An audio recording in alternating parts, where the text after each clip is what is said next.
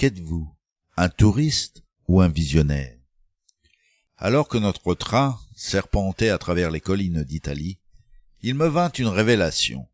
Ma femme et moi nous regardions défiler par la fenêtre des ruines de châteaux, de palais et de somptueuses villas d'une ère révolue. Nous avons été frappés de voir comme le temps avait réduit en ruine toutes ces splendeurs d'autrefois, ces magnifiques constructions édifiées jadis par les hommes. Je contemplais ces coteaux riches en histoire, qui autrefois se paraient d'orgueilleuses constructions, aujourd'hui en ruine, et je pouvais imaginer la gloire des siècles passés.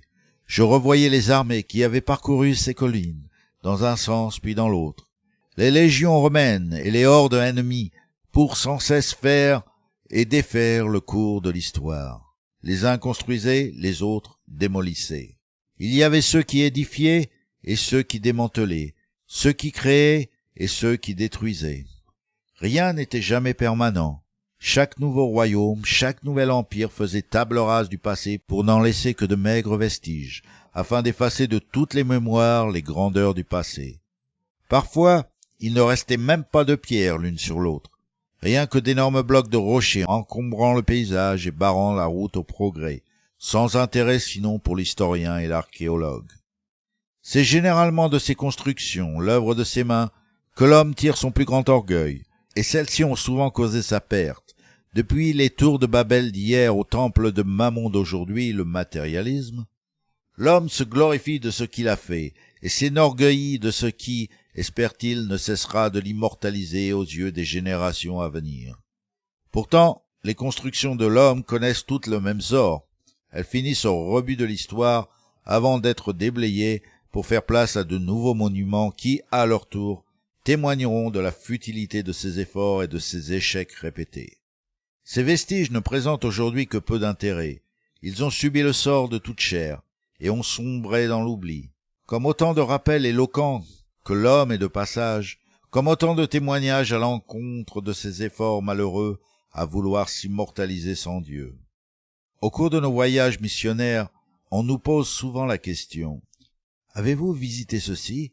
Êtes-vous allé là-bas?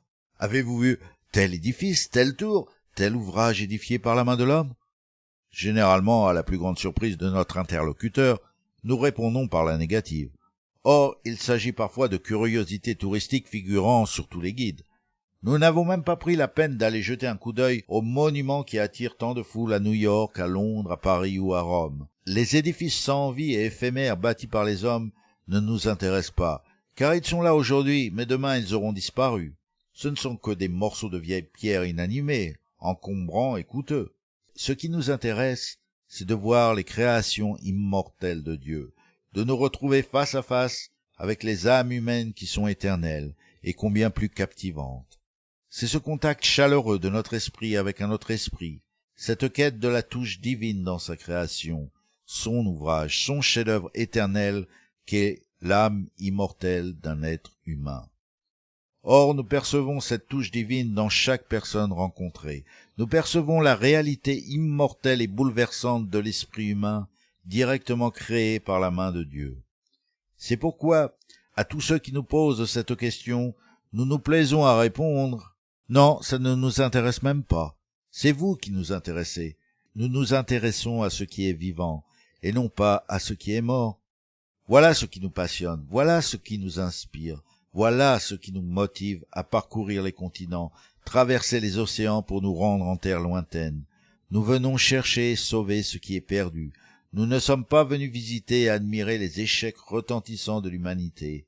Voilà ce qui vaut la peine d'être vu, cet appel à l'aide, cette crainte qu'on devine au fond des yeux d'une jeune fille, cet esprit inquisiteur d'un petit vagabond, cette soif profonde de l'homme pour son Créateur, l'esprit immortel, l'étincelle d'éternité dans le cœur des vivants, et non pas les gravats et les décombres du passé.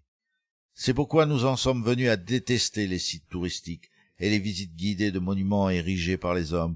Nous en sommes venus à mépriser leurs ridicules créations, pourtant magnifiées par leurs descendants, et combien glorifiées par les adorateurs de l'espèce humaine.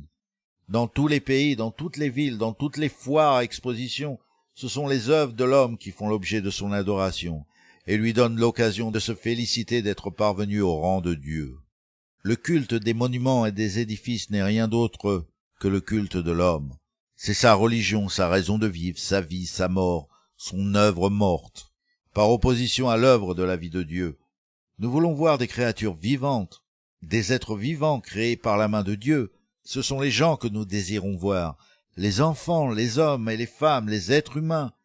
Nous voulons admirer la terre des vivants et non les œuvres des morts. Nous désirons voir les demeures de l'esprit et non les tombes du passé. C'est la vie que nous voulons voir, nous voulons vivre, nous voulons toucher, réchauffer, courtiser, gagner le cœur des êtres vivants, pas des morts, avec l'amour de Dieu. Laissez aux morts le soin d'enterrer leurs morts. Laissez à ceux qui sont spirituellement morts le soin de visiter les mausolées des morts. Quant à moi et à ma maison, nous vivrons au royaume des vivants. Le royaume du Dieu vivant, les cœurs et les âmes des immortels, les temples du Dieu vivant que nous sommes, vous et moi et nous tous. Jésus disait à ses disciples, « Allez dans le monde entier, annoncez la bonne nouvelle partout et à tous les hommes, et faites des disciples parmi tous les peuples. » Non pas des touristes, mais des visionnaires qui perçoivent les merveilles du royaume de Dieu. Car les réalités visibles ne durent qu'un temps, mais les invisibles demeureront éternellement. Ne portez pas votre affection sur les choses qui appartiennent à la terre, mais sur les réalités d'en haut, dans le domaine de l'esprit et dans le cœur des hommes. Le royaume de Dieu, dont vous faites partie en tant que pierre vivante, organisme vivant habitant une demeure spirituelle qui n'est pas faite par la main de l'homme et qui subsiste à toujours dans les cieux. C'est pourquoi faites donc du règne de Dieu votre préoccupation première. Êtes-vous un touriste ou un visionnaire? Êtes-vous un visiteur de tombes ou un apôtre des vivants? Proclamez-vous les bonnes nouvelles que Jésus a pour eux? Il disait à ses disciples, « Laissez aux morts le soin d'enterrer leurs morts. Quant à vous, allez proclamer le règne de Dieu. Et suivez-moi, et je ferai de vous des pêcheurs d'hommes. Il n'est pas de vue plus exaltante au monde que la vue d'une âme sauvée. »